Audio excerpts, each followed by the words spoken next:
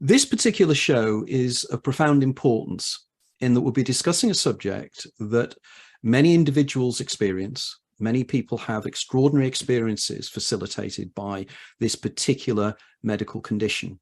But it's something that has been an integral part of my writing for the last 2 decades. The reason being, there's a couple of curious events that took place, one which I witnessed and one which I was told about, both of which I'd just like to explain a little bit before we get into discussing these issues with my guest. The first one was way back in 1999 into 2000. And I had decided that I was going to be writing a book, but I didn't know what the book subject was going to be about. And while I'd started doing my research, I found some incredible links between a medical condition known as temporal lobe epilepsy with the near-death experience, and particularly the linkage of a certain group of neurotransmitters that affect people when they have near-death experiences, and also people have temporal lobe epilepsy. And I'd also discovered another link, which I thought was always so very curious, about temporal lobe epilepsy and déjà vu, and the way in which temporal lobe epilepsy seems to facilitate déjà vu sensations. And in fact, it's part of what is called the aura state of individuals that have temporal lobe epilepsy. But rolling forward, what happened was one afternoon, I get a phone call from a recruitment consultancy. And I call this lady Margaret. This wasn't her name, but I call her this to protect our identity. And she phoned me up and she said, we have a potential contract for you. Would you be interested in coming along for an interview for this particular contract? It's at Gatwick Airport and you might be very interested in it. And I turned around and I said, no, I'm not particularly interested because I've decided to take a year out to write a book. And as always, when you say that to somebody, she turned around and she said, well, what are you writing about? And I said, well, I'm not really sure. I don't know where I'm going with this. But at the moment, I'm being led along the lines of doing research into temporal lobe epilepsy and the effects of temporal lobe epilepsy. And she went very quiet and she said, oh, that's interesting. Can we meet up for coffee? And I said, yes, of course we can. She said, so I'll meet you at one of the local hotels near Gatwick Airport for coffee in a couple of days' time. And I said, yeah, okay, fine. So I meet up with her and she sits down and she buys me a coffee while we're there. And she said, the reason I've invited you here is that I couldn't say it in the office, but I've recently been diagnosed with TLE. And she said, and a lot of the things you were saying echo in my own experiences. And I said, okay, like what? And she then told me something that really stimulated my whole ideas of where my book was going to go. Because she said a few weeks earlier, she had been with a client and she'd visited the client at their factory, and they were in the cafeteria of the restaurant of the factory. And she said that her client had brought 2 cups of tea for them, and they had a teapot. And the client started pouring the tea for herself. And as she did so, Margaret felt a snap over her left ear. And she then noticed that her friend, or the lady in question that she'd gone to see, had stopped moving. And she literally was frozen in space. And then she could hear this low humming noise. And then she noticed that the other woman had actually not stopped moving. She was moving incredibly slowly. And then she realized that the humming sound she was hearing were people's voices around her. And she said she'd literally, her perception of time had really changed. She was in a completely different perception of time. And then she turned around to me, she said something of profound importance. She said, I could have been, I watched this and I watched the tea hit the surface of the tea, and I saw it splash up, and I saw for the first time surface tension. I saw everything. And she said, and then she realized that she'd been away a long time. She felt as if time had stopped. And I said, well, how long do you think you were away for? And she turned around to me and she said, I could have been away minutes, hours, years, or even a lifetime. And she said, after what seemed like a lifetime, there's a snap on my ear again. And the other woman continues moving, continues pouring the tea, and looked at her. And she said, you just acted strangely. And Margaret said, in what way? She said, you just stared at me for about half a second, and then you came back. And as Margaret said to me, she'd been away for an inordinate amount of time. And she then had neurological tests, and they discovered she, in fact, had temporal lobe epilepsy. Now, roll forward a few years, I write my first book, and when I wrote my first book, I really focused in on a lot of the elements of TLE. And I get contacted by a lady called Jane Burton. And Jane Burton is a nurse who was at that time I think was president, who was very senior in the UK Epilepsy Association. And she had been experiencing temporal lobe epilepsy for many years, to the extent that she had part of her brain removed. She'd had the WADA test. She'd had various things done to her, testing out her TLE. And she said, can I meet up for you? Now, at that time, I was living on Wirral, on Merseyside, and I was doing a business contract at that time near Speke Airport, way out about 6 or 7 miles outside of the city centre. And Margaret said, Jane said, I'll come in to see you at your local shopping centre. She said, because there's a really nice Borders bookshop, and I'll meet you there.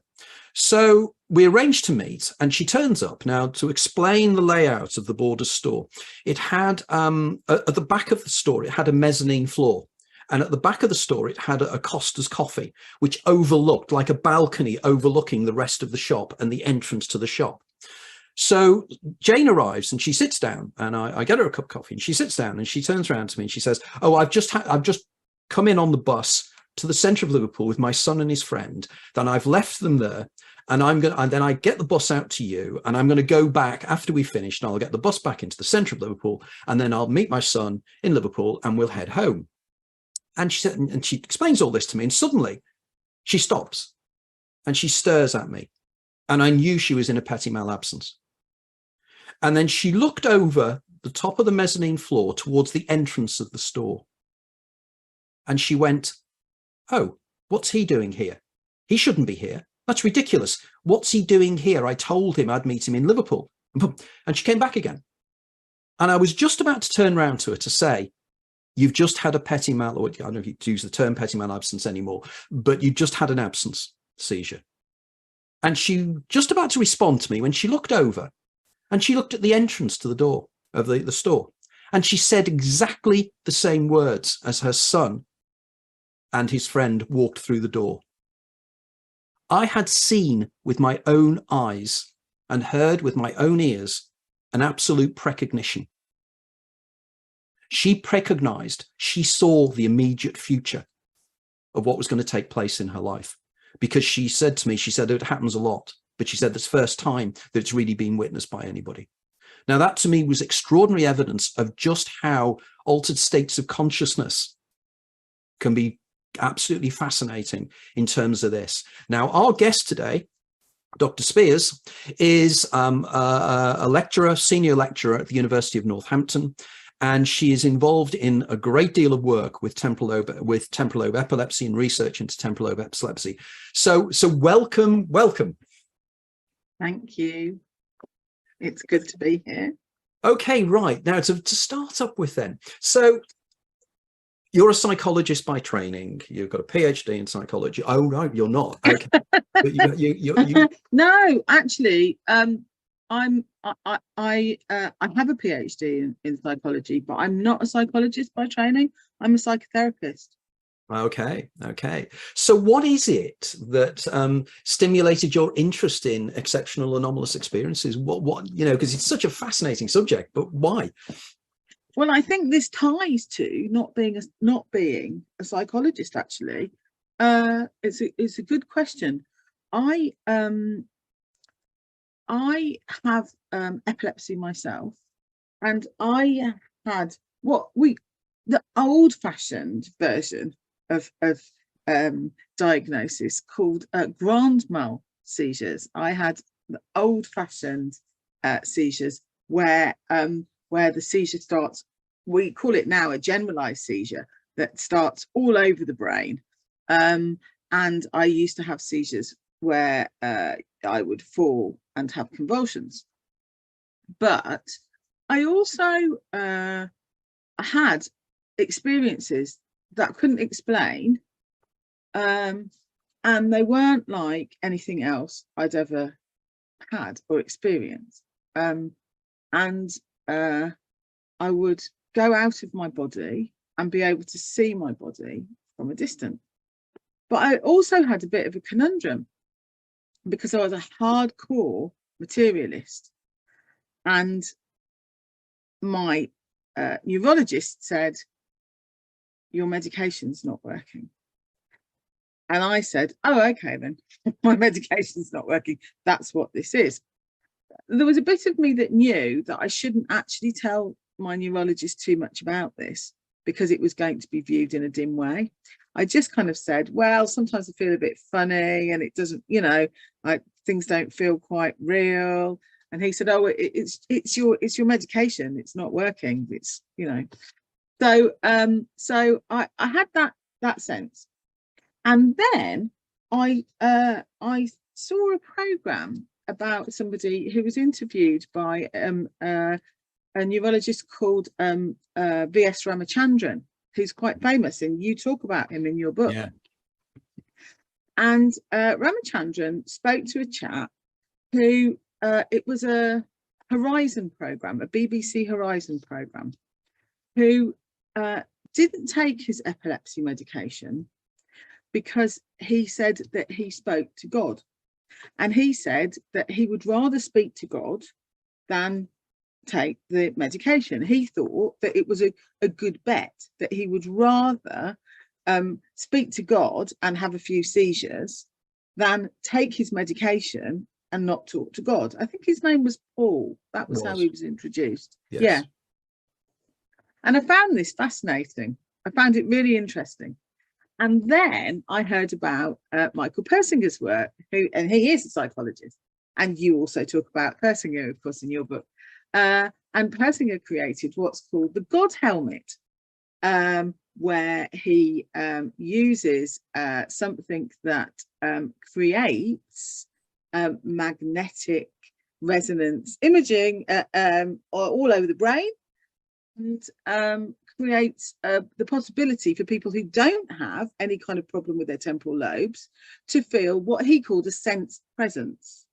And everybody, he thinks, is somewhere on a continuum in being able or not able to sense a presence. Of course, Richard Dawkins had a lower than chance response to this. So we know that he probably was looking not to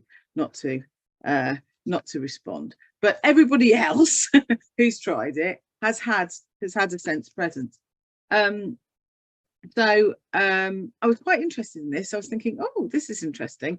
Temporal lobes are quite, you know, have this plasticity, and there's these people, and I was very clear that they were these people who had these experiences, who didn't want to not have them. And wouldn't it be interesting to investigate them? So I started 8 years ago now, nearly, my doctorate at Northampton University, looking into individuals who have actually any type of epilepsy, and have what in psychology we would call anomalous experiences.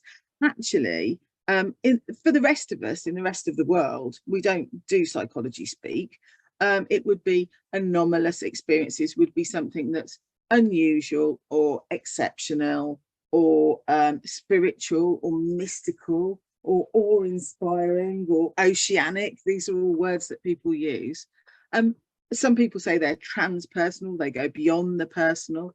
An experience like this that they attribute to having epilepsy. And that was the important part, was that people looked at it from an epilepsy perspective, if you like. And I was really interested in looking at other people, because I thought, well, it's other people's, not me. And I was encouraged to start by researching myself. And there are some types of research that are called person-near types of research, where we can research ourselves. We can look at our own experiences. So I started by looking at my own out-of-body experiences. And at the time, I didn't know that they were called out-of-body experiences. I just knew what it felt like to be me in one place and me in another place. And during the course of that research, I've actually come to realize that these are, for me, spiritual experiences. That I'm not a hardcore materialist anymore. I think there's something else. I think I see it.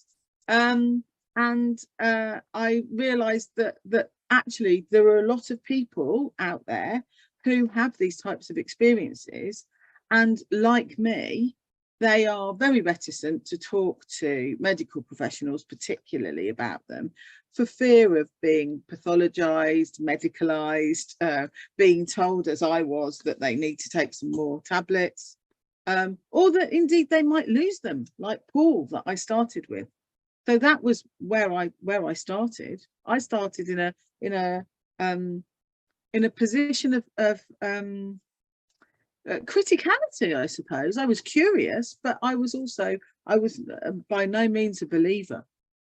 That's fascinating. I mean, I want to focus back on the out-of-body experience elements of this, but I was particularly taken with the writings of Ramachandran and his work with Paul. And of course, you know, they were making out that he was suffering from Waxman-Gershwin syndrome, which is the hyper-religiosity, which is something that is one of the typologies of the TLE experience. And the idea, and this I would argue, is because TLEers themselves have such extraordinary experiences that the numinous becomes more immediate in their lives, and they see the world in a different way. You know, they're working on different sensory boundaries. Now, again, with I know in terms of out-of-body experiences, I know the standard answer to this, and it is the materialist answer, is, well, it's autoscopy. You know, it's doppelganger syndrome.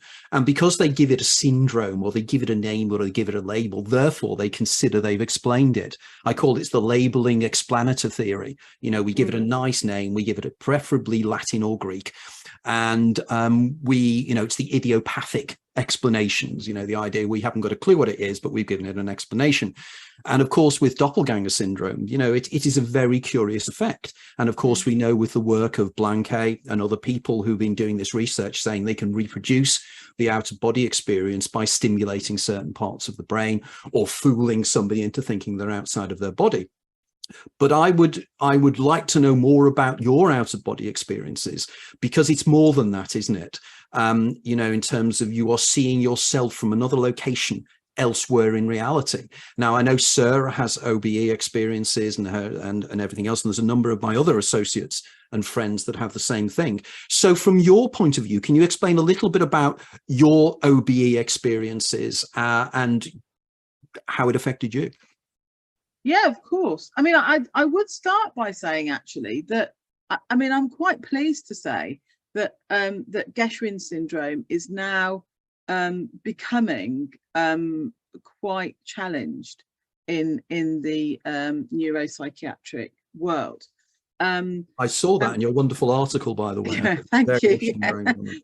And the example I always give is to think of it this way.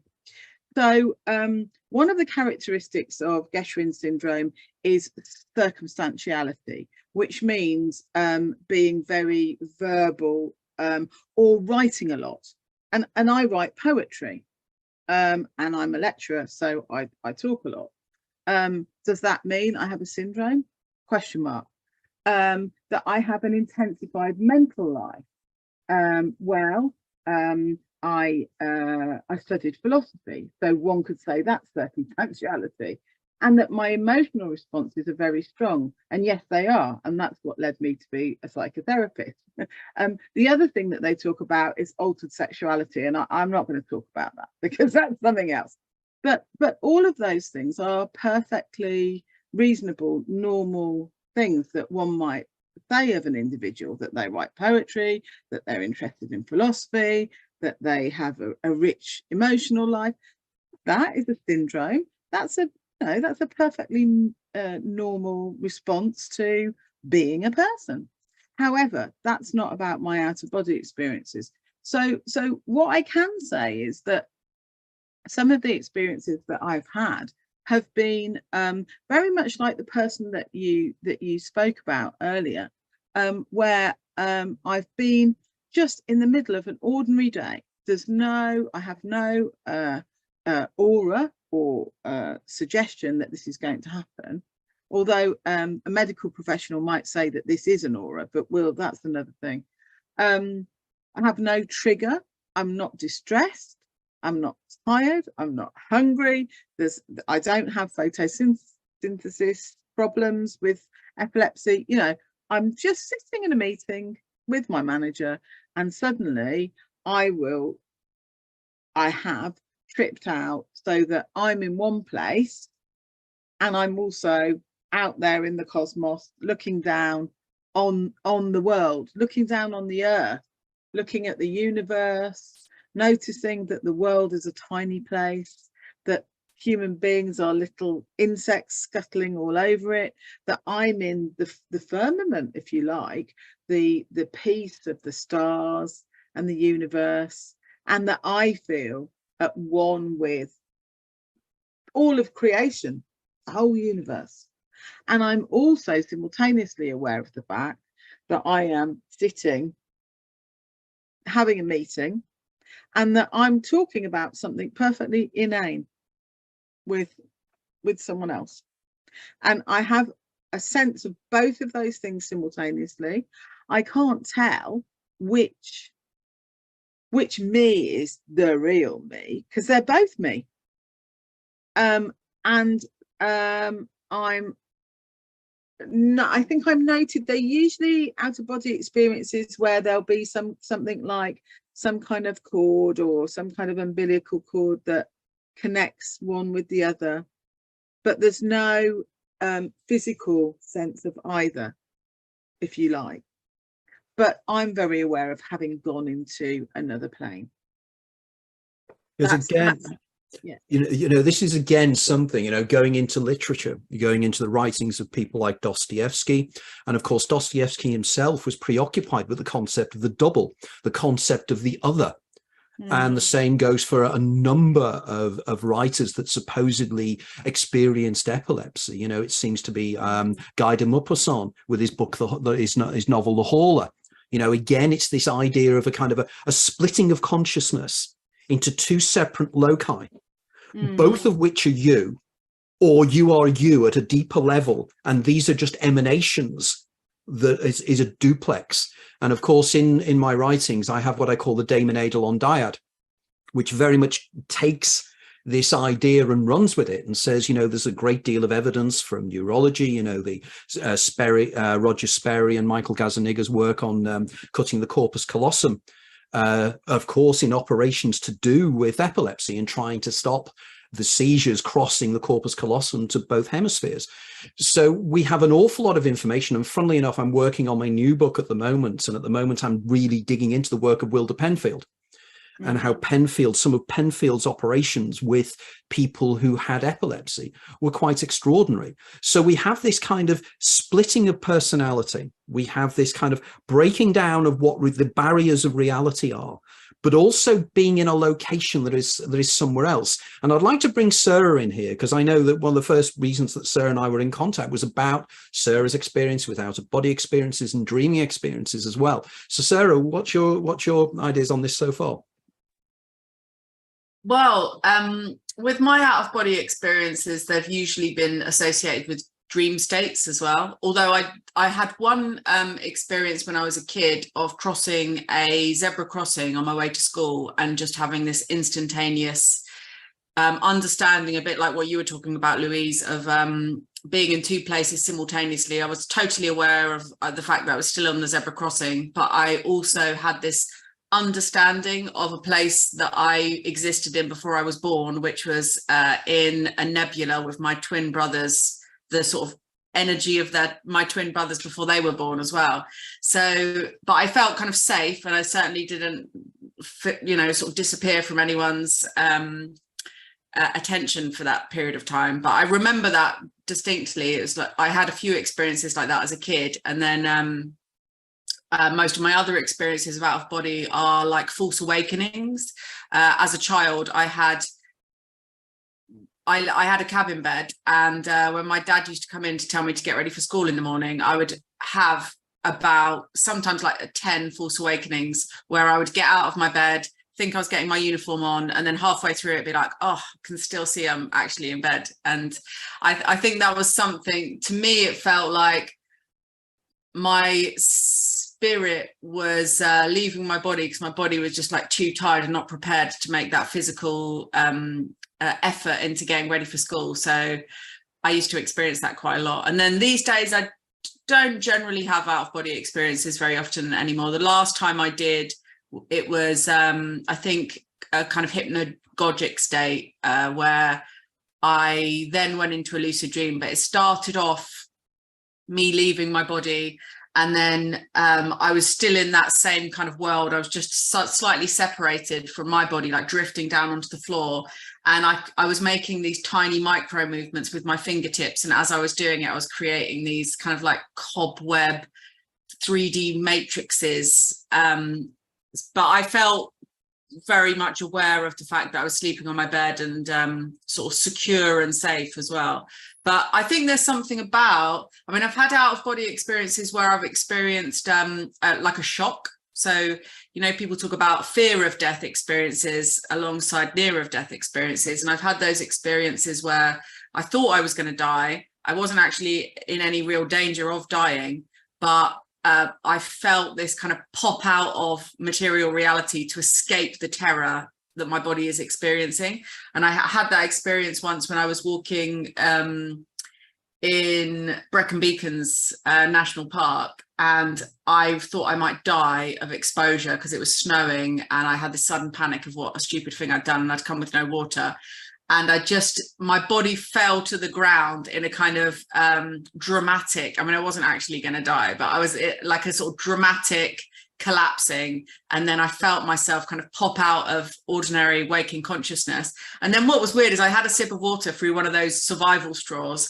And when I kind of regained my senses, I actually had tons of energy, and I could have walked till like 5 o'clock in the morning or something. So that was quite interesting. And then that led to that out of body experience later on in the day as well. So I think there's something about these states merging into one another quite often, or one of these states fueling another type of state.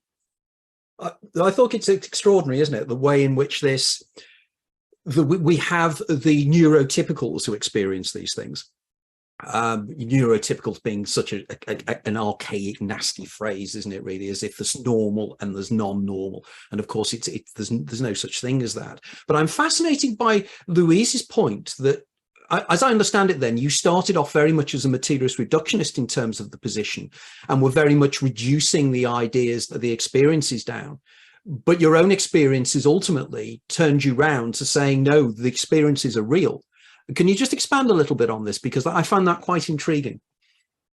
Well, I think what's interesting is you spoke about Margate Evans and how for her, you know, you regard epilepsy as a symptom. And I think what I thought of was that these experiences were a symptom of the epilepsy rather than the other way round. So I was seeing, you know, people as being humans having spiritual experiences rather than spiritual beings having human experiences. I've got it the wrong way around. Yeah. And so I think there's something very heavy in Western materialism, in that it's also very scientific, and because of that there's a very deep belief in the power of medicine, and that if something is happening, it must be symptomatic of the medicine not doing what it should, rather than it being something else.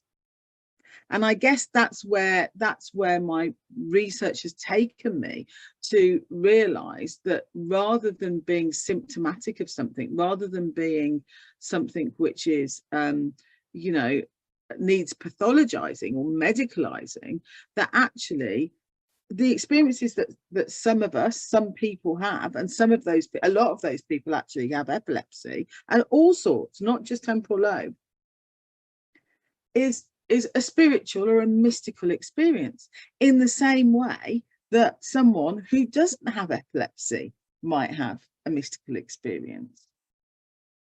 But because they have epilepsy, it's labelled, as you said, that world of labelling, it gets shoved down a route. It gets shoved down a route. In the same way that individuals who have schizophrenia are told that they're hallucinating.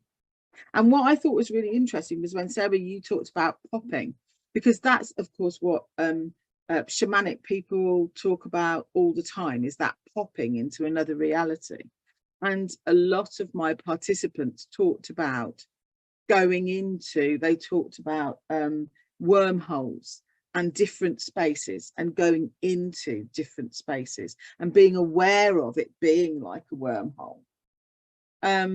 So I think that there's something about a leveling of these experiences. I think that's why I changed so much, was by understanding what was going on for everybody else. There was a real leveling of what was happening to me, and that's how I ended up in a position where I could accept my own reality without fear of that medicalizing scientific judgment, I guess. And that's part of what I'm really focused on wanting to do with my own research, is to normalize experiences and not regard them as being something which is symptomatic of psychosis or delusions or hallucinations or all the other things that people are really frightened of. They're really frightened of being seen in that way. Well, we don't we? You know, the old idea. There was the wonderful book by O.Z. Temkin many years ago, and I think the book probably was called The Diviner's Disease, and it's the idea, isn't it? You know, it's known as the Diviner's Disease, and it's, you know, shamans are selected because they show symptoms of epilepsy in one way or another, but effectively, you know, it's more complex than that. You know, in my writings, I argue about my Huxleyan spectrum, and I say that, you know, that it's a spectrum, you know, and you're on different points on it and different times even in your life. And it's very interesting, your work now, to get a little bit more into that. So when you were doing your research, was everybody that you questioned and everything else, were they all TLEers, or did you have a mixture? And how did you select them, in fact? What was your process? Yeah, no, it's a really interesting point. So I thought that I was asking for a really homogenous group. I wanted people who said that from their experiences, they had epilepsy and they had spiritual experiences. I thought that was enough to make them really homogenous, and it wasn't. I had 8 participants, and they were all very different. So I had one participant who had banged his head as a young boy and had a near-death experience, and then had epilepsy, and then described it as being like a portal that was then opened, that when his epilepsy passed, he continued to have access to what he regarded as an archetypal realm, and continued to have experiences where he went to see St. Paul, which is what happened to him the first time when he had his near-death experience. So that was somebody who kind of had epilepsy from a bang on the head, and then stopped having epilepsy, but, you know, the door was open. The door of perception was definitely open for him. I had someone who was very interesting woman, was going to have her corpus callosum cut because her epilepsy was so bad that it was absolutely uncontrollable. And her mother was a believer in mediumship and the spirit world. And she had gone to see a medium, and the medium had said, your daughter has the gift. If she starts to use her gift and connect with the spirit world, then her problem will subside. And this woman said, well, I had nothing to lose. They were going to cut my corpus callosum. So she did. And it controls her epilepsy. She said to her neurosurgeon, I'm sorry, I'm not doing this, actually. I've become a medium and it's controlled it. And he said, yes, okay, then I'll see you in 6 months, thinking this woman's absolutely bonkers. But actually, it's controlled her epilepsy. She still takes the medication, but it's nowhere near how it was. You know, what she needed to do was to exercise her abilities. have had somebody else who had became epileptic or had epilepsy later teens, a bit more like me, and who saw loads of really had past life experiences, and who saw loads of really terrifying beings that they couldn't work out who these beings were, and then discovered actually they were Tibetan death deities. Once they kind of sort of worked with that and worked with a more Buddhist way of dealing with it, actually had a context. And I think with everybody that I spoke to, even though their experiences were very different, this person didn't have temporal lobe epilepsy. The first person didn't have temporal lobe epilepsy. The woman who had the corpus callosum definitely did have temporal lobe epilepsy. Had somebody else who had experiences from a child of precognition,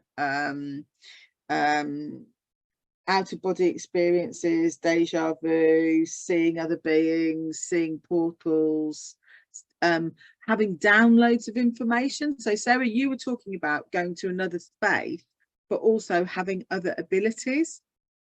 This participant spoke a lot about having knowledge that seemed to have just flowed through as if she was a conduit for information.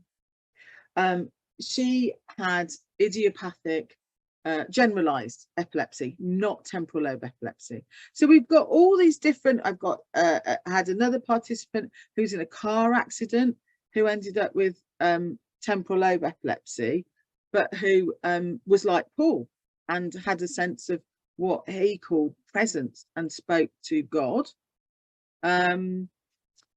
I had one participant who again didn't have temporal lobe epilepsy, had generalized epilepsy, and ended up with synesthesia. So heard colours and saw sounds and that kind of thing. Just trying to think of the last participant, developed epilepsy later in life, didn't know what form it was. I don't think it was temporal lobe, but saw epilepsy in a very different way, in that it was about all-encompassing knowledge of God, I suppose, universal love, and understanding how the universe works, which comes out a lot with the participants. And that's got a big crossover, of course, with things like ayahuasca and DMT. And that fits with what you were saying, Anthony, about these things being on a continuum, because it seems to me that individuals with epilepsy, actually, probably not just temporal lobe epilepsy, have got an in on something that other people just have to do something in order to get to. They find it easier naturally. It's a natural ability to access a place, a knowledge, a world that other people need to take something in order to access. Some people talk about using shamanic rituals to access this kind of state. Other people talk about using breath work, but other people need to do something in order to be in that state. And then the last participant said, I've got epilepsy, it's not temporal lobe. I don't know what you would call this, whether you'd call this spiritual or not, but had precognition, saw other beings, had an experience where they had a really distressing experience where they saw somebody else, well, they experienced somebody else giving birth, and all of the emotions and the pain involved in that. So somebody else's memories kind of came into this person and they felt them. And that really speaks to me to being like a vessel. And I know you talk about people and consciousness being that way, being like a vessel. And someone I know, Jorge Ferrer, said that when he was very young, he's a very spiritual person, and when he was very young, he had an experience where he said that the portal was opened, and he was misdiagnosed as having epilepsy, and it wasn't. He was having a mystical experience, but at the time they thought, oh well, you've got epilepsy, because that's the go-to place, really. It's a curious thing that I think that labeling is really strong.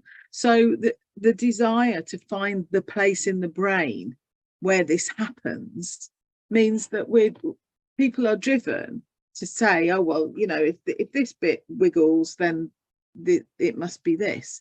And actually, our brains, as you say, much more complex than that. Much more complex. The mind is much more complex. Our consciousness is much more complex than that. It's you can't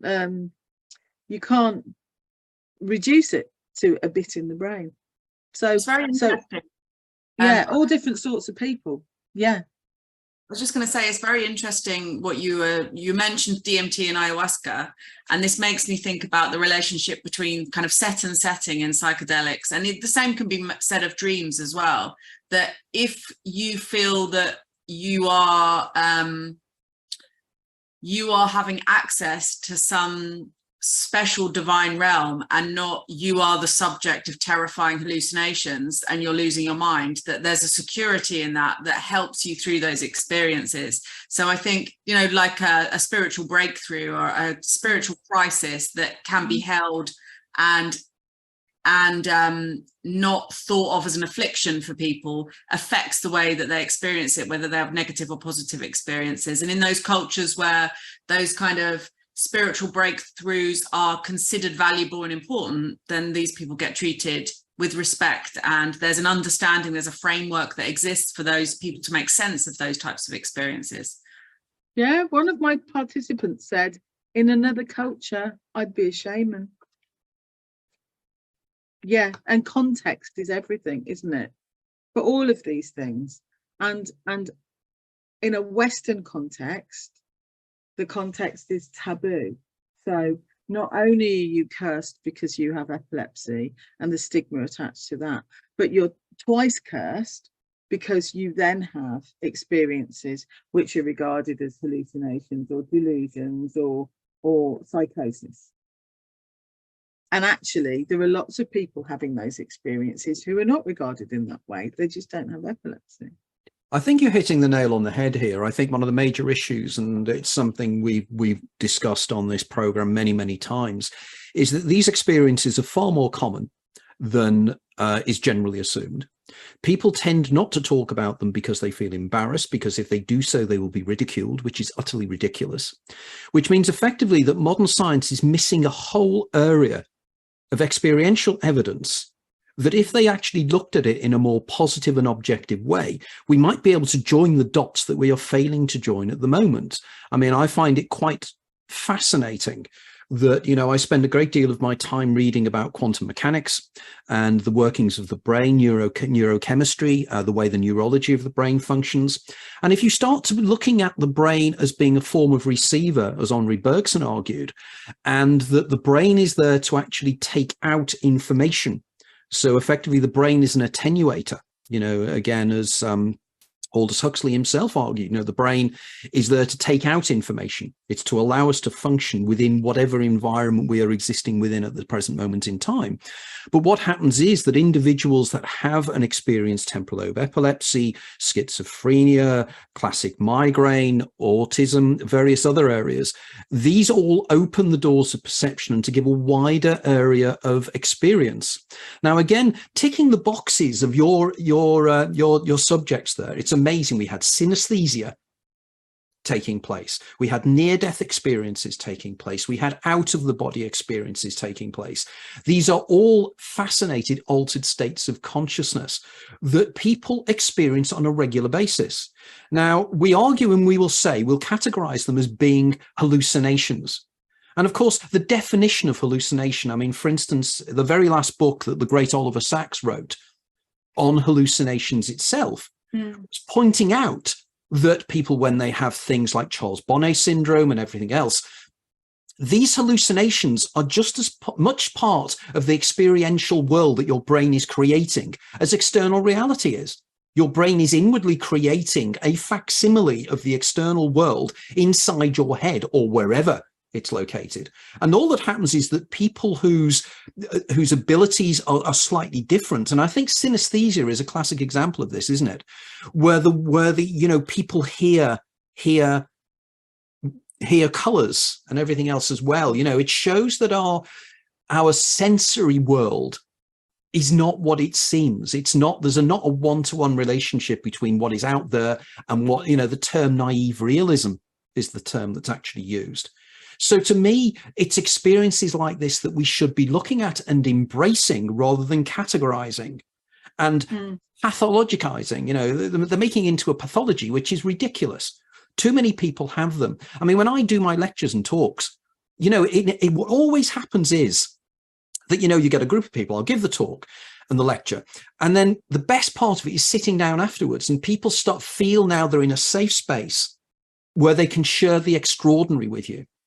And I also love the idea when I do debates with scientists or with skeptics or materialist reductionists, and I go out for a drink with them afterwards, and I always wait, because you have a couple of beers, and then one of them will say, your work is absolute nonsense. I don't. But one thing happened to me once, which I've never been able to explain. And you wait for it. And then you turn around and you say, so why do you not talk about that in your books? Why do you not talk about it in your lectures? Academic tenure. If I did that, I would lose my job. I have to wait until I retire to talk about these things. Now, that is not science. That's scientism, isn't it? It's a religious worldview that really we need to move out of, because we need to understand the greater world in terms of this. And it comes back to it, doesn't it? You're the people you're involved with here. I mean, from your experience, did they feel that they could talk to other people about these experiences? Oh, that's such a good question. One person said, I've never spoken about this to anybody. You are the only person I've ever spoken to about this. I was absolutely, I felt privileged. I feel humbled. And that's part of the reason why I really want to capture as many people as possible, so that we can prove that rather than being odd case studies in medical journals, we have proof that these are not anomalous, these are not exceptional, these are ordinary experiences that need to be, if not accepted, then at least understood as part of, holistically part of an individual's life. And that if somebody is going to provide good care for someone with epilepsy, then they need to accept that this might be a part of their everyday world, and that whether or not the medical professional takes that seriously, their patient does. And that's part of the reason why I want to collect them. But yeah, one person said, no, I've not spoken to anyone. One person said, I had to make sure that my partner was kind of going to be okay with it, and I knew that they'd taken LSD, so they had them, they were okay with altered states of consciousness. And this was somebody who said that they'd had past lives, they'd experienced past lives, and I think that was, a big step for them. Other people, they test the water. They very much test the water and see what response they're going to get. And if the response merely to their epilepsy is detrimental to them, then they don't bother. One of my participants said, I know how this is going to be. I don't even bother. Someone said, I know what my neurologist, for example, wants to tick the boxes. Are you this, and la la la la la. I know what I'm getting in that interaction with someone, and so I don't even bother. But people are frightened to talk about it. They're frightened to talk about it with other people who are in their lives, because people are scared. People are scared of their epilepsy, let alone anything else they say about, you know. If they start saying, well, I lose consciousness and actually I enter another reality, that's hard for someone else. One of my participants was told very early in their life, you don't tell anyone about this, because if you do, no one will want you. You won't get married, you won't have a job, you won't have a life. And they were told really young in their lives, you just don't tell anyone about this. And that really marks a person, you know. So part of what I want to do is to be really open about this. And I've had exactly the same experience as you have, Anthony. I talk about this and I wait. And then someone will come up and say, oh, I just wanted to tell you about this experience. And there are so many people that do this that it's just it's surprising. It's surprising. 4% of the population in the world have epilepsy, anywhere in the world. A smaller percentage of that have temporal lobe epilepsy. So if these were unusual, exceptional experiences, we would expect, I wouldn't expect to be bumping into these people all the time. And I am. I think the major issue here, as much as anything else, is the main argument I get against a lot of my work and a lot of research I do is that these sets of circumstances and these experiences cannot be explained by our scientific model. Therefore, they are wrong. You know, it's the Brian Cox argument that because our science can't explain telepathy, therefore telepathy doesn't exist. Scientists have to realize they suffer from the same kind of hubris that the medieval schoolmen did, when they are arguing that just because your scientific paradigm cannot accommodate something that takes place, in order for proper scientific understanding, you have to acknowledge the black swans or the white crows, because they are the things that are going to give you the clues to moving to the next scientific paradigm of understanding.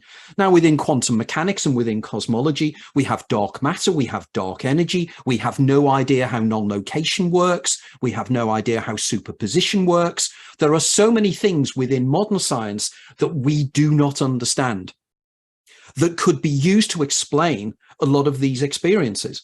But they are so siloed in their worldview, they're terrified of breaking out. You know, it's the whole Thomas Kuhn idea of paradigm change. And, you know, there are a group, and it's starting to change now. I mean, Sarah and I have had a lot of people like yourself on this program over recent years, you know, younger scientists who are coming up, who are breaking through the barriers and are saying, for crying out loud, let's realize we aren't at the end of science. You know, like Francis Fukuyama said, you know, it's not the end of history. It's not the end of science. We are at the starting point of science.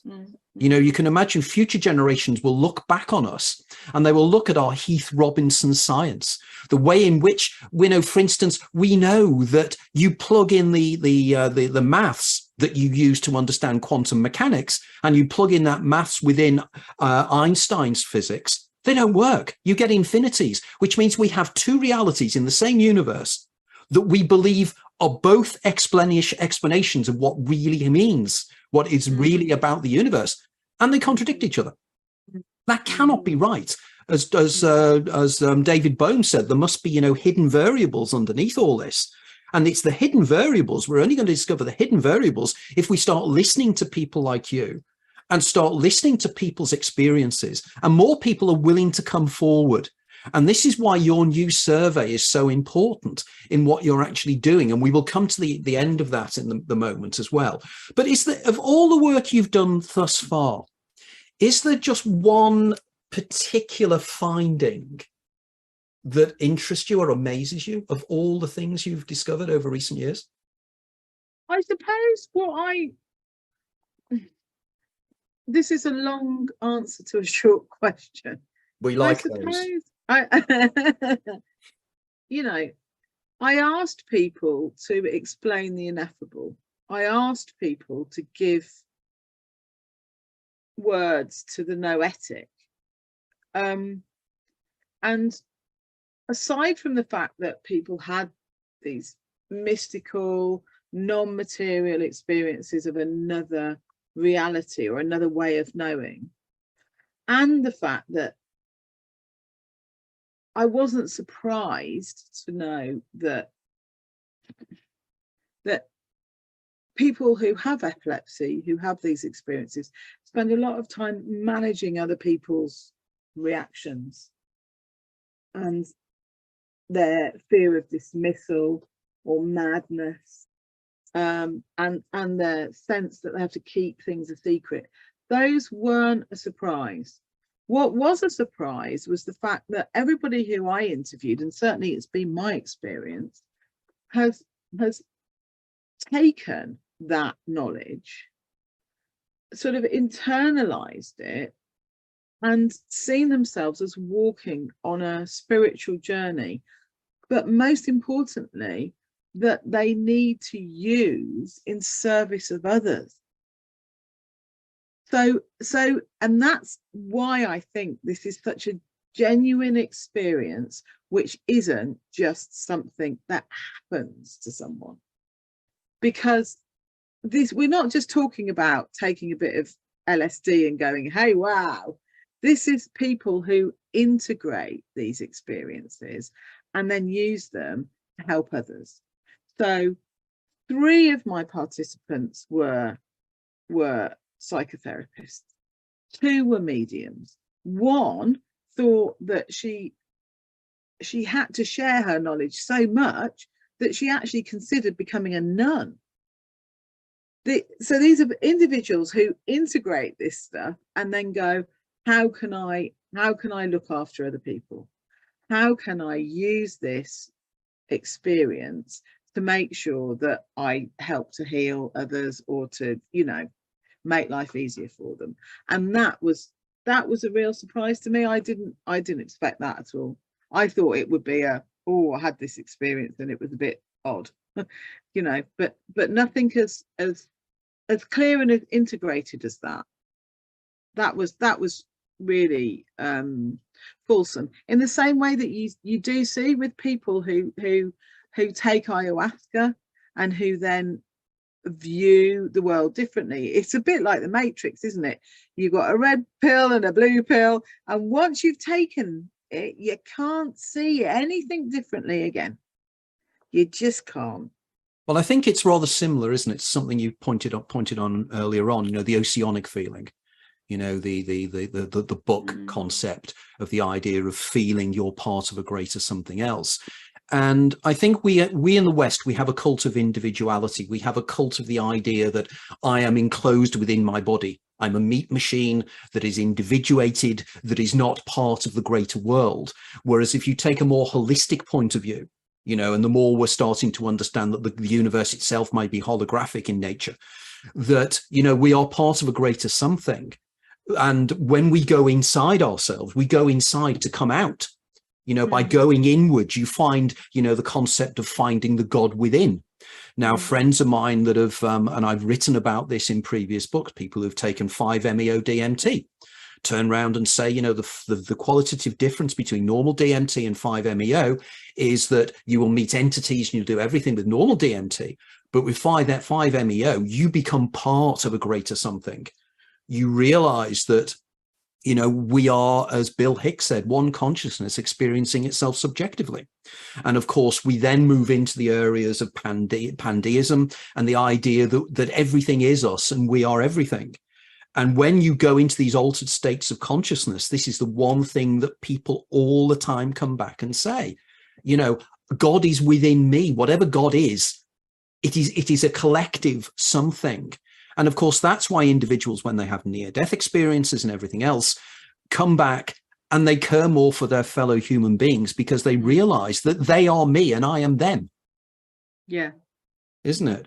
I mean, I remember one of the a wonderful piece of writing by Peter Ouspensky, the Russian philosopher, when he was sailing across the Sea of Azov and he was looking at the seagulls and everything and suddenly realized this oneness about everything.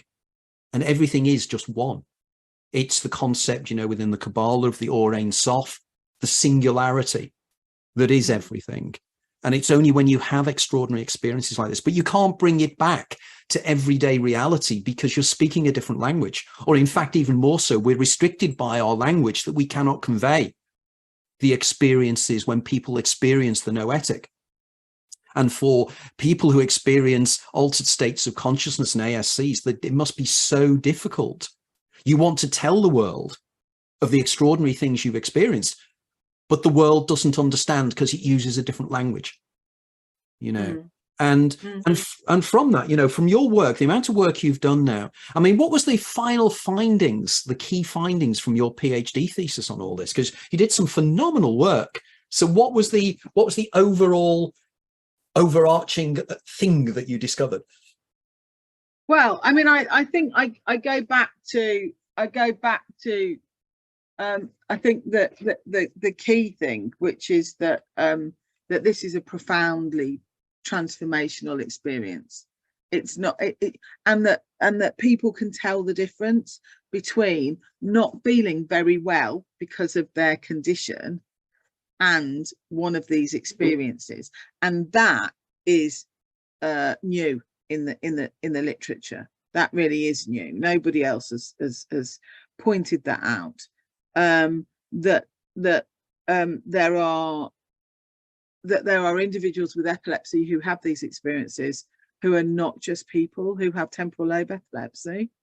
That's the very new finding, and not something that you will see in the literature. And that people regard themselves as being part of an introspective process that has meaning to it. Those are all things that are very lacking in the literature. Those were key things, I think, that from the whole sort of research, that people were really interested in their search for self and where this led them. And these weren't people who were necessarily looking for search for self. I mean, one of my participants said, "Who wants to be the crazy lady that talks to the corner of the room? I don't want to be that." You know, yeah. People aren't searching for this, and I think that is curious, isn't it? Because if we think about people who go on shamanic journeys, or who take ethnogens, or who, you know, they are choosing this. And an individual with epilepsy who chooses to look into this, to go with it, actually isn't choosing it, but they are taking up the mantle, if you like, of searching for the meaning within. And that's really important. So that's why I'm kind of expanding things and trying to understand really how many people put themselves in this category, because at the moment we don't, for most research that's done, people with epilepsy are excluded. So any research that's done into mediumship, into spirituality, into all sorts of things, individuals with epilepsy will be excluded from that, because it will be regarded as a confounding variable. Ridiculous. Absolutely. Yeah. Ridiculous. Yeah, and I'm part of a big group of individuals. As you said, you've spoken to my peers before. We have probably one of the largest labs in Europe of individuals looking into anomalous experiences. We look at the effects of prayer. I'm involved in a project where we're doing a randomized control test to look at the effects of healers. There's people looking at mediumship. There's individuals looking at how veganism can make your spirituality stronger. All sorts of varied things. But if you've got epilepsy, you will more than likely be an exclusion in that group. So I want to bring that back in. So tell us now, in terms of the project you've just started, I don't know how long you've been doing it for and everything else, and your questionnaire, but can you tell us about this? Because, you know, we want to get it out there. The more people that Louise can get involved in this, the better, because this is so important, so important. So can you tell us about that? Yeah, sure. So it's an online survey. It's anonymous, so no one's exposing themselves. And of course you can answer any question or not as you want to. And what it takes about 30 minutes to fill in, probably less. I'm interested in you if you are undergoing a diagnosis of epilepsy, if you have psychogenic non-epileptic seizures, if any type of epilepsy that you have. You can tell me whether you've got the old-fashioned names for epilepsy. You can tell me if you've got a newfangled name for it. That's fine. And what I'm doing is I've used some of the medical terminology in there for things that happen to people, and I've looked at all of the things that came up in my PhD. So experiences of mediumship, experiences of precognition, having a different ability, seeing other people's memories, dismemberment, past lives, seeing divine beings, seeing energy portals, synesthesia, understanding the cosmos, near-death experiences, out-of-death experiences, past lives, going through a wormhole, all of those. And I ask you to tell me, do you have them during a seizure? Do you have them afterwards? When do you have them? There's space for you to give some more details about the context or anything you want to in terms of what happens to you. I'm really happy for people to get in touch with me if they want to continue that conversation. And I'm really trying to collect, how often do you have them? What's it like? Does it stop when you take your medication? Do you want, and this is really important, I asked all of the participants in my research, my PhD research, if I could give you a pill, we're going back to Paul, if I could give you a magic pill and you wouldn't have epilepsy anymore, but you would stop having these experiences, would you take it? And everybody said, no, thanks, that's fine. I would rather have a few seizures and have these experiences than not. And I think that's where we sit differently from medical professionals, because medical professionals go into the profession to heal. That's what they want to do. They want to stop people from having experiences that they believe are bad. The problem is that these individuals think these are great experiences and want to keep having them. They don't need them to be. What I find extraordinary here is that people who have studied epilepsy and individuals who have researched epilepsy will know some of the famous epileptic writers, such as Dostoevsky. And in this book, The Idiot, Prince Myshkin, who is the idiot, has this very famous speech where he says literally that. He turns around and he says, I would give the whole of my life and reject the whole of my life to just have that experience of what I have in my aura state just before I go into a full seizure. Yeah. And it is something that people don't appreciate, that it and friends of mine who have it tell me this. They say it's absolutely extraordinary.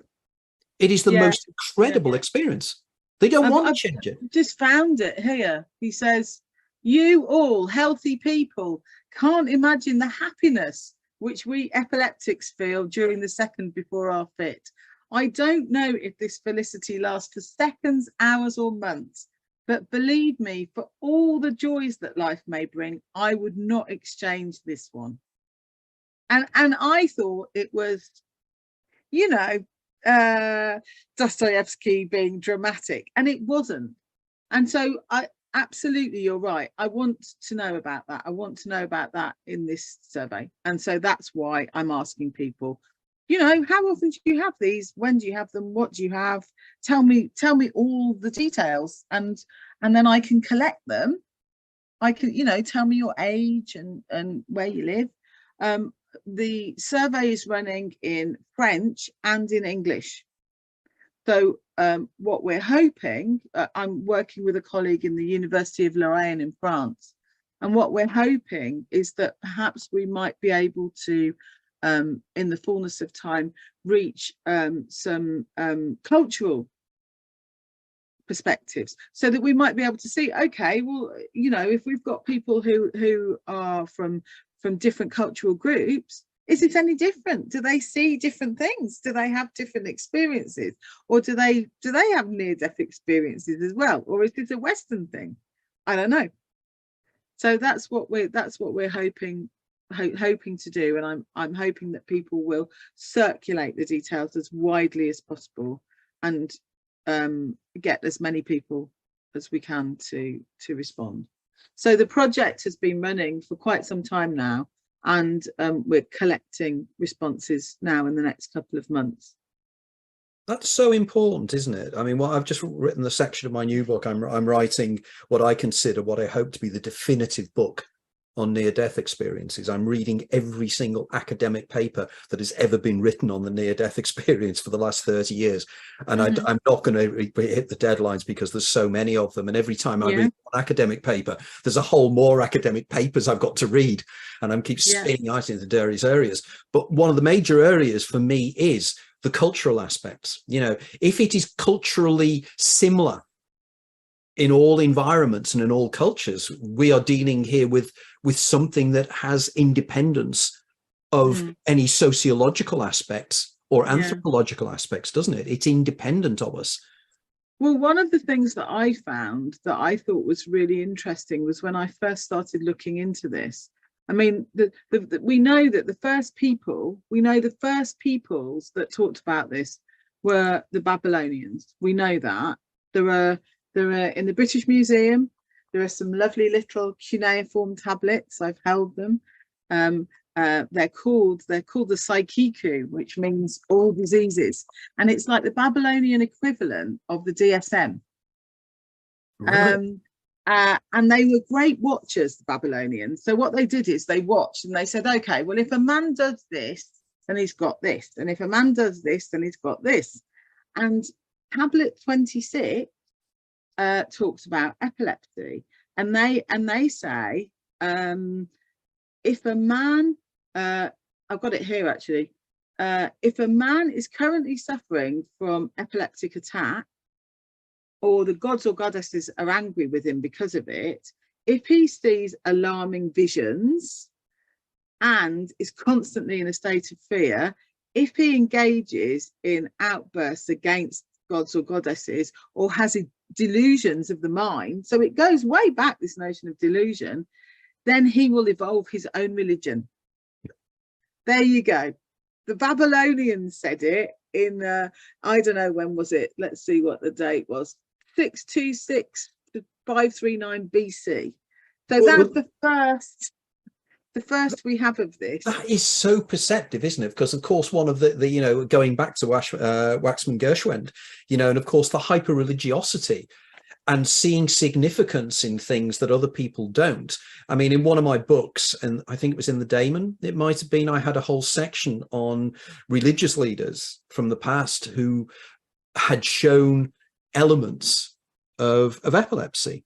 And it just seems that, you know, that there were so many of them. You know, even St. Paul's conversion on the road to Damascus, you know, he sees a flash, he falls to the ground. You know, it's time and time again we have these. And you know, Ellen White, who founded the Seventh-day Adventists, you know, there were so many of them. And I would probably argue again that a lot of the visions of individuals such as Joseph Smith, the founder of the Mormons, you know, an awful lot of the things he saw seemed to be like visions. You know, when he was at the Hill of Kumai and he sees the Moroni come to him.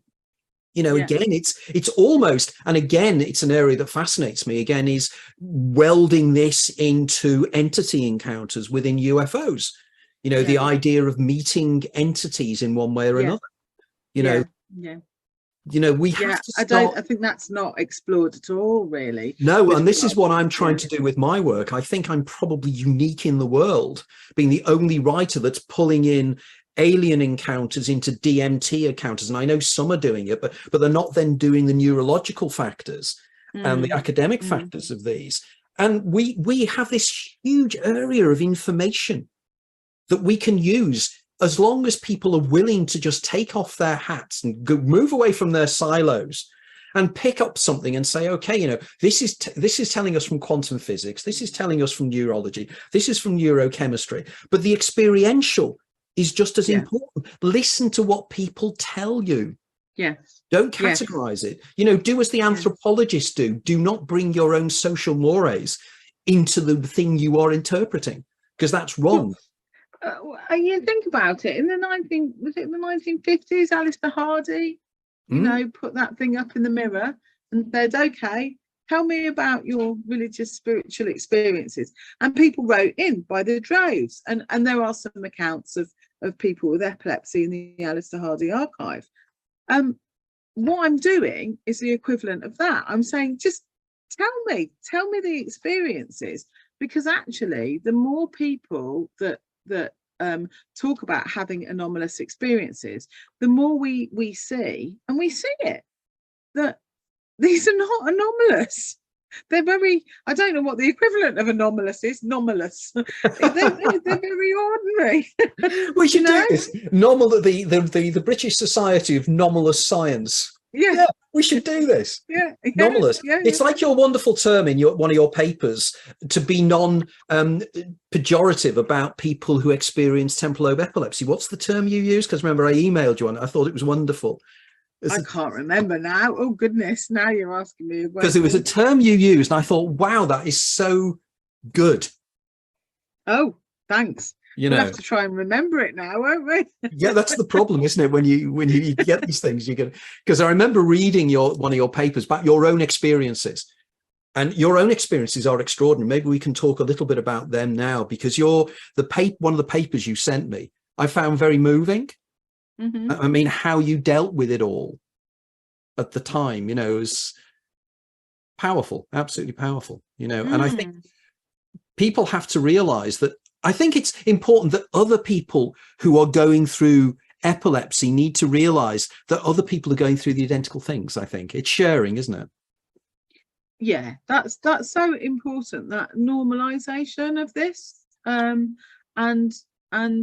the idea that, I mean, you know, obviously I have a very grand wish that we could remove this notion of ictal psychosis from the DSM, because this idea that an individual is psychotic because they're having a spiritual experience is you know, it's out of touch with reality. Well, it's tick boxing, isn't it? That's all it's doing, as you said with the Sumerians or the Assyrians or whoever. You know, that it literally is a list of things. Does this person do this? Tick, tick, tick, tick. Therefore, they're this. But it's not. There's no science there, is there? No. It's belief, isn't it? It's belief in the same way.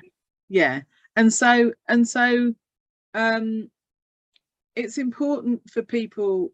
I think you know, my big thing is wanting to remove that psychosis from the DSM, but that's a very lofty thing to want, and unlikely, you know, that it will happen really in my lifetime.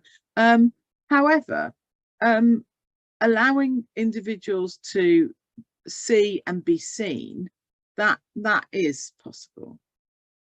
That's possible for people, and so that's what I want, so that individuals don't fear that pathologization, that or that biomedical approach where they think that everything is about whether or not their medication is or isn't working.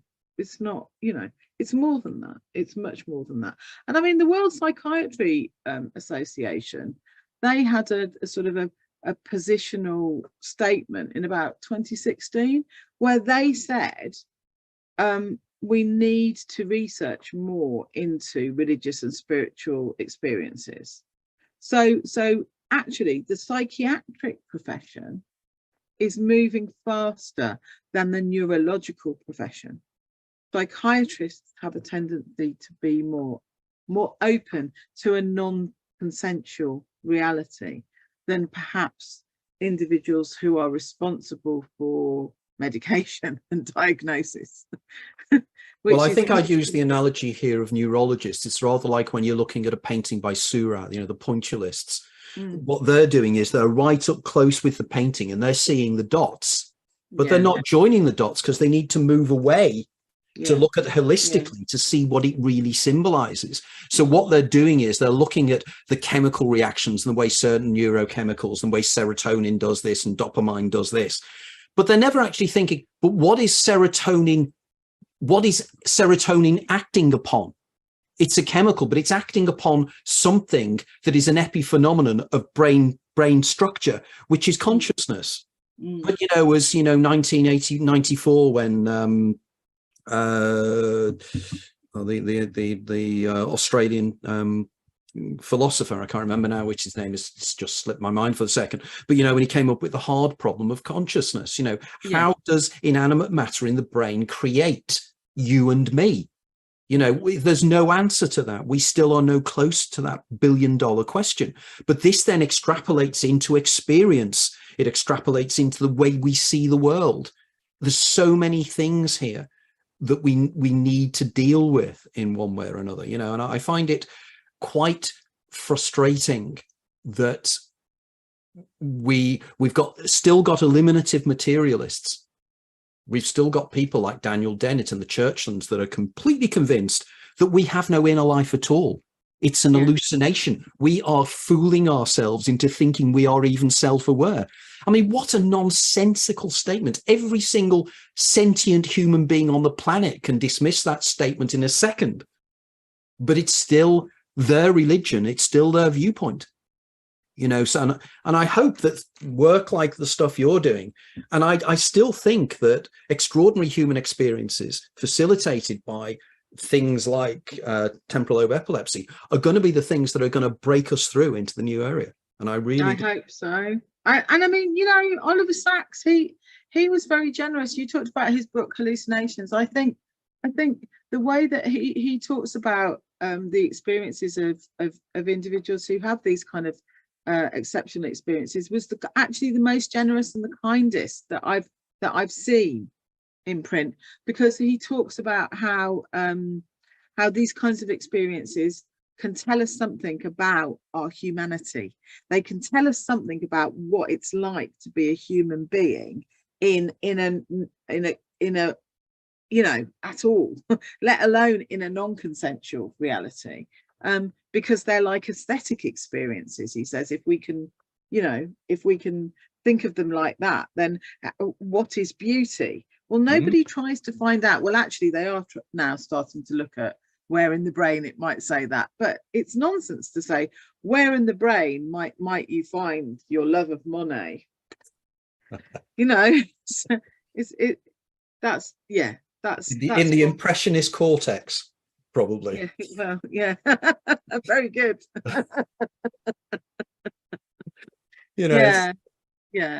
So I suppose, how did I deal with it? It's a really good question. And a lot of the way that I have dealt with this is through hearing such honest and brave testimony of the people who I interviewed, of my participants, and that has given me a bit of bravery to be a bit more out there and talk about it a lot more. I think that has really helped. One of the things I'd just like to put something from the chat room, which I think is really quite fascinating, that it'd be really interesting to think about. And Sarah, I could draw you in on this one. Evolving Spirit says, I have aphantasia, no mental images whatsoever, no colors, just black. I wonder what would happen if I took ayahuasca or DMT. That's a fascinating thing, isn't it? If you have no inner imagery. As far as I understand it, you have a psychedelic experience without any visual imagery.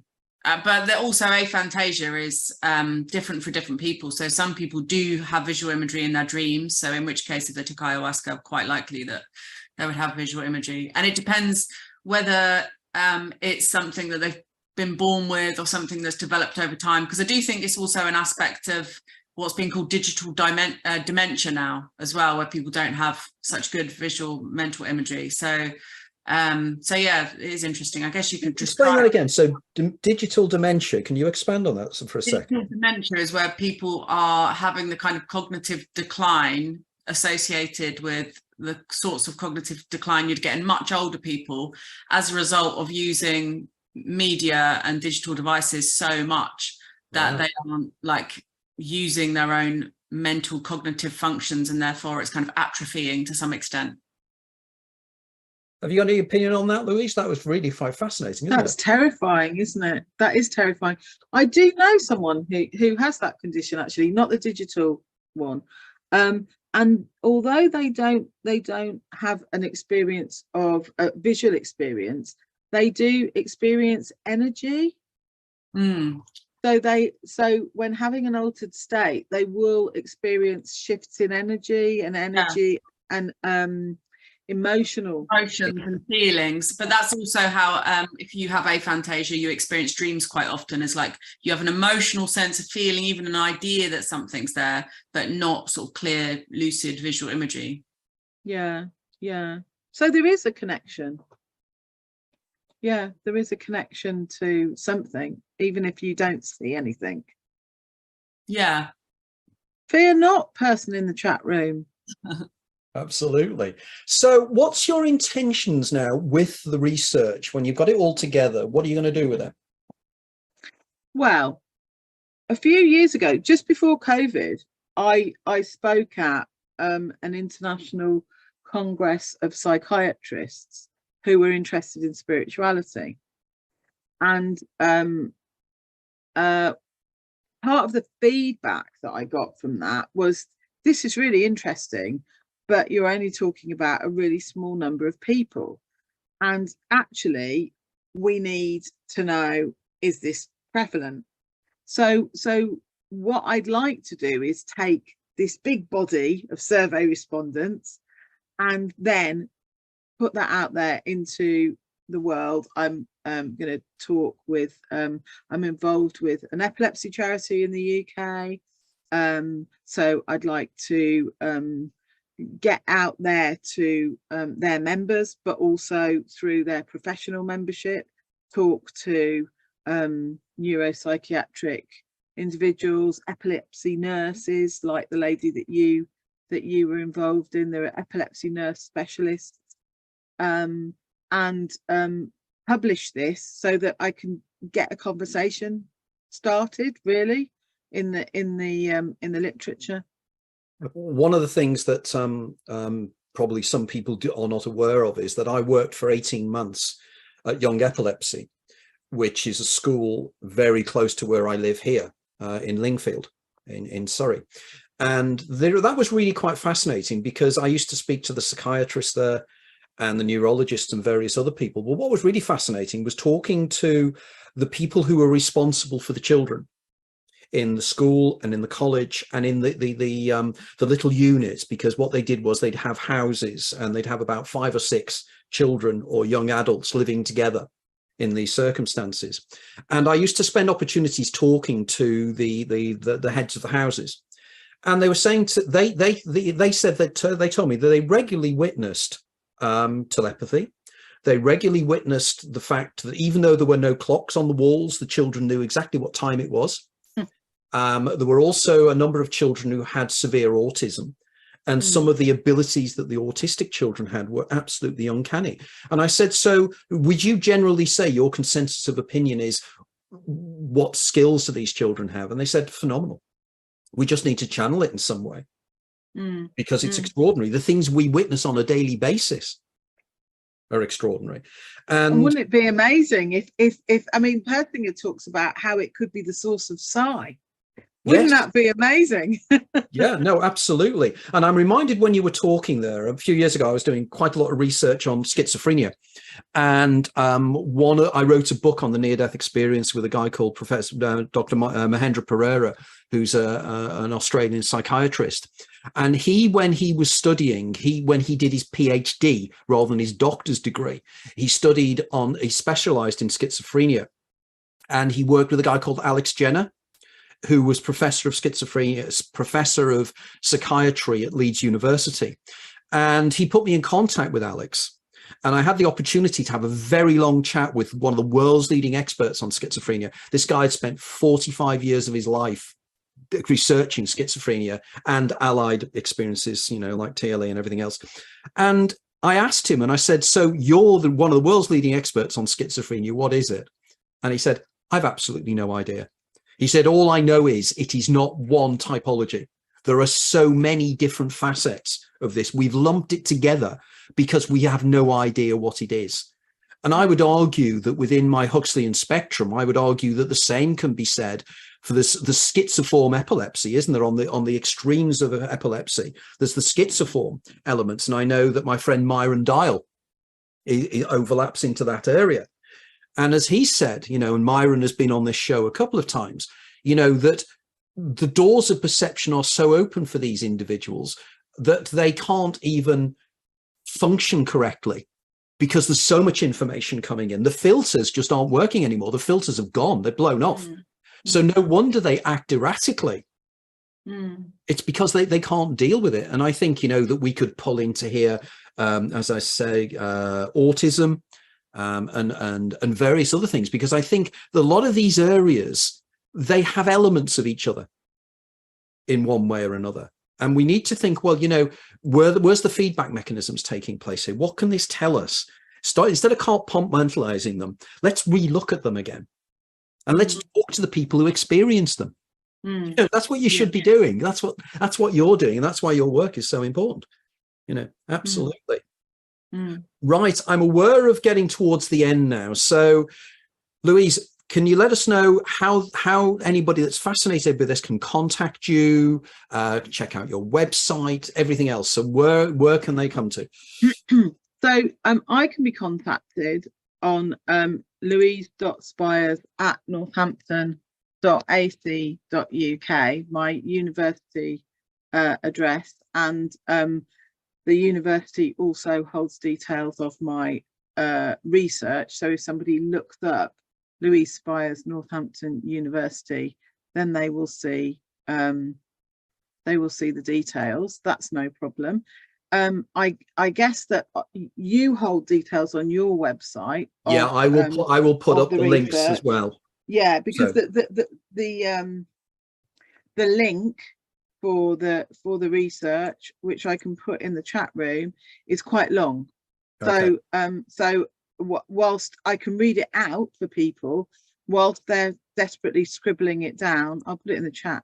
Well, no, because this has all been recorded anyway, so okay. Go up. So yeah, that's probably the best way, or contact me. Yeah, and it's also, if you're really desperate and you can't remember my name and how to get there, then Epilepsy Action, who I'm working with, they've been very supportive actually, and they've got the survey advertised on their research page as well.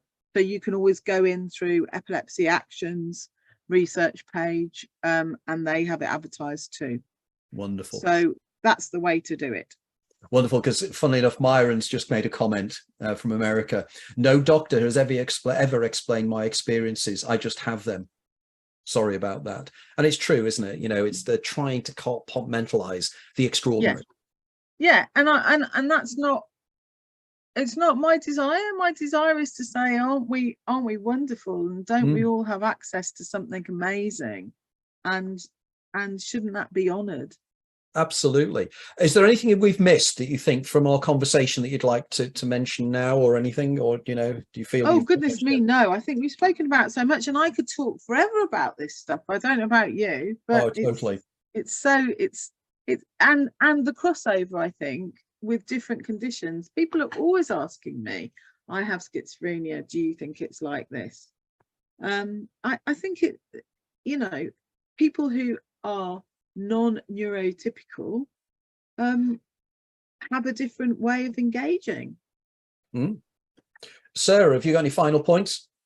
I also think neurotypical is a bit of a misnomer, really, because everyone's like an individual fingerprint, and we're bound to be the same neurologically as we are fingerprint wise as well. So I don't think this idea of being neurotypical holds that much water. And actually, you know, we've said it before so many times on this show, in terms of especially neuroscience, the materialist reductionist view of neuroscience as being that the character of a person, the emotional state of a person, the psychology of a person can be determined by just looking at that brain is not even scientific anyway. And so if we're getting to a point in science where we're recognizing the interconnectedness of species, let's say through mycelial networks, then I think we're going to start to understand that human beings have a similar, perhaps not yet visible or well understood mycelial network themselves, and that we're all interconnected. And that's actually a much more scientific way to look at life on this planet. And this also means that we can, like you say, honor those kinds of experiences as being perhaps sometimes overwhelming, uncomfortable, and unpleasant experiences of too much information coming in simultaneously, where someone can't function. And therefore, you know, I have friends that have a lot of issues whereby they experience really scary psychotic breaks and this kind of stuff. And I don't think you want to downplay that in terms of, and also the same as sort of delusions of grandeur and Jesus complex and this kind of stuff. Like, I think everything needs to be looked at on an individual basis, bearing in mind that we're all connected at the same time, so that the understanding that we're part of this interconnected cosmos can inform and educate the experience of an individual, and that the reality of us all being interconnected is modulated through an individual's understanding and perception of the world. So it's fed by the culture of that person as they grow up, and that changes the way they view these anomalous experiences, I think, quite often. But I do think, you know, it's interesting that you brought up Zakiku, because I study ancient dreaming cultures, and Zakiku means ghost or spirit in Sumerian, and it relates to a book of dream omens, a series of dream omens, the Ishkar Zakiku. And in Babylonia, you wouldn't just have a physical physician doctor, you'd also have an Ashipu, a spirit doctor. So there's always been an awareness of spirit. And if we were to return to a culture where we acknowledged that human beings even have a spirit and that we're part of a divine conscious cosmos, then we wouldn't have these problems in the first place. Culture is sick, and the world is sick, and society is sick. And I think we'd probably find there'd be a lot less sick individuals if our culture and our society wasn't so sick. Well said, Sarah. Very impressive. That's good. Right. Okay. Very much thanks, everybody, for listening in. As usual, this has been recorded and it will go up as a recording tomorrow, and then it will be up there for permanent viewing. So if anybody wants to watch this again, and I'm sure many people will, you have the opportunity there. Also, if you can share it with as many people as you possibly can, because Louise's work is incredibly important, as we've tried to stress, and it's important that we get this out there as well. Just to let everybody know that at the moment, our next guest will be on the 13th of August, and we've got Rizwan Virk joining us from California, which means that we'll be going out slightly later. So we'll probably go out around about 8 o'clock UK time, and he'll be joining us from there. And this is going to be a fascinating discussion on the latest research in terms of the true nature of reality and everything else as well. So if you can join us for that, that would be really wonderful. So everybody, thanks very much again, and we'll speak to you soon. Okay, thanks very much, and goodbye again.